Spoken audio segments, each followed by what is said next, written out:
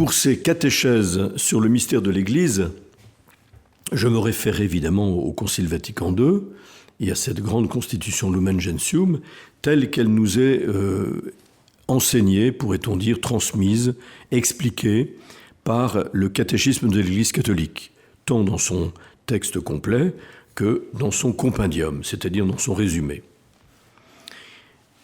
Je lis déjà cet article 9 qui est dans la première partie du catéchisme de l'Église catholique sur la profession de foi chrétienne et l'article 9 qui est consacré précisément au mystère de l'Église. Il faut bien comprendre que dans l'explicitation du credo ou de la profession de la foi chrétienne, on part évidemment de la grande articulation du credo entre les trois personnes de la Sainte Trinité, le Père, le Fils et l'Esprit Saint. Et on voit bien que l'on parle de l'Église au terme, comme si toute l'histoire du salut qui trouve sa source dans le Dieu trinitaire et son accomplissement dans le Dieu trinitaire, eh bien, se déroulait pour aboutir au mystère de l'Église. L'Église qui est vraiment dans l'intention de Dieu dès, pourrait-on dire, le moment de la création. Ce que je voudrais souligner ici d'abord, c'est que,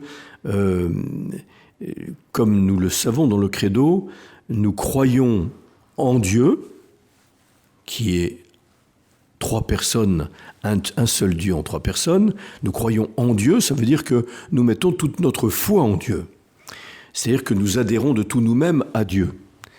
Nous mettons toute notre vie entre les mains de Dieu. Nous nous confions parfaitement à Dieu, voyez ?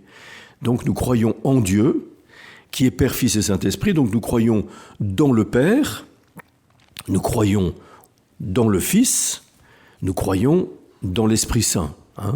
In Patrem, in Iesum Christum Filium Dei, donc en Jésus-Christ le Fils de Dieu, et in Spiritum Sanctum, dans l'Esprit Saint. Le terme est très important en latin, tel que nous pouvons le rendre quand nous disons nous croyons en Dieu, nous croyons en Dieu le Père, en Dieu le Fils, en Dieu l'Esprit Saint. Par contre, nous ne croyons pas en l'Église, parce que l'Église est l'œuvre de la Trinité, et plus particulièrement par appropriation, comme nous disons en théologie, est l'œuvre de l'Esprit Saint. C'est pourquoi elle arrive dans notre credo après avoir professé notre foi en l'Esprit Saint. Vous voyez, on attribue, on approprie la création au Père, la rédemption au Fils, la sanctification par l'Église à l'Esprit Saint. Donc nous ne croyons pas en l'Église. C'est une expression en français qui ne devrait pas se dire, car en latin, si on dit « credo in unum Deum, in patrem, in filium, in spiritum sanctum », en latin on dit « credo ecclesiam unam sanctam catholicam et apostolicam ». Nous croyons l'Église comme fruit de l'Esprit Saint, comme œuvre de la Trinité. Nous ne mettons pas toute notre foi dans l'Église, comme nous la mettons évidemment en Dieu qui est Père, Fils et Saint-Esprit, même si l'Église est le moyen privilégié que Dieu a institué pour nous permettre d'entrer dans la communion trinitaire, qui est bien la finalité dernière de la création, de l'acte créateur de Dieu. Donc c'est important de bien préciser ça. On ne dit pas « je crois en l'Église », mais on traduit généralement « je crois à la Sainte Église catholique », parce qu'en latin c'est difficile de dire « je crois l'Église, une sainte catholique et apostolique ». Le premier paragraphe de la Constitution Lumen Gentium est très important car il situe bien l'Église par rapport au mystère de la Sainte Trinité.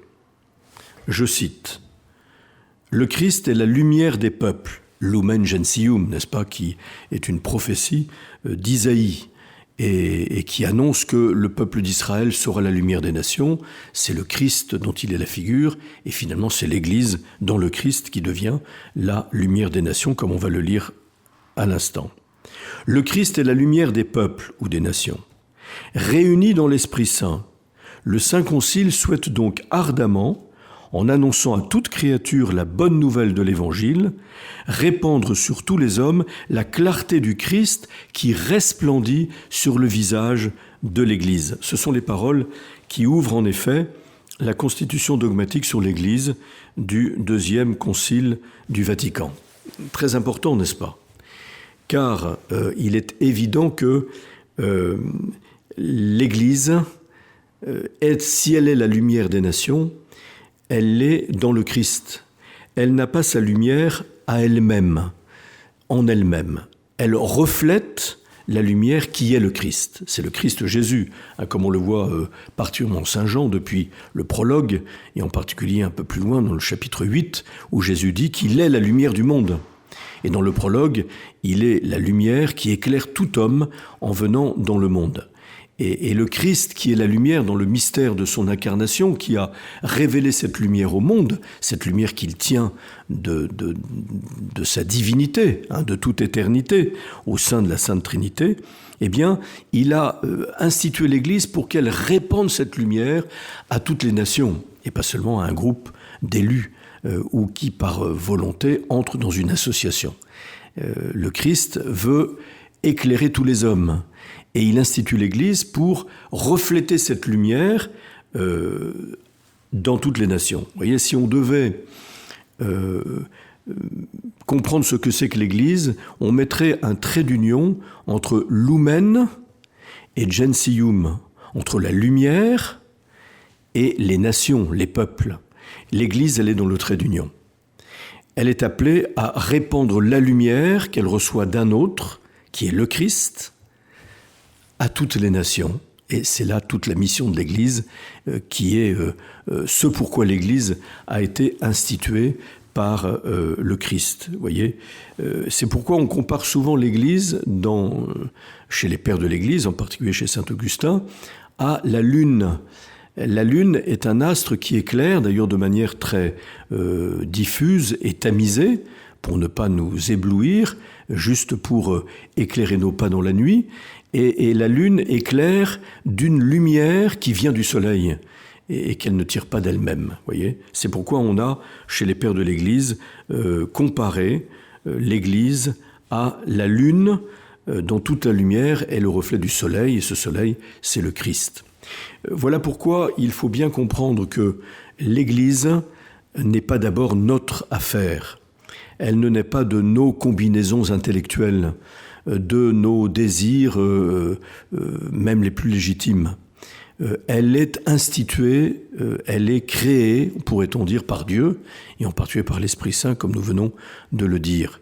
Et c'est pourquoi la constitution Lumen Gentium doit être précédée, au moins pour la compréhension, par les deux autres constitutions, j'allais dire quasiment dogmatique, la constitution Dei Verbum, qui est une constitution dogmatique sur la révélation divine qui s'accomplit pleinement dans le Christ, donc c'est la lumière de la révélation, et Sacrosanctum Concilium, que nous avons davantage approché dans nos catéchèses sur la liturgie de l'Eucharistie, puisque sur la divine liturgie, c'est-à-dire qui nous exprime la présence du Christ, pas seulement par sa parole, Dei Verbum, mais aussi par ses sacrements.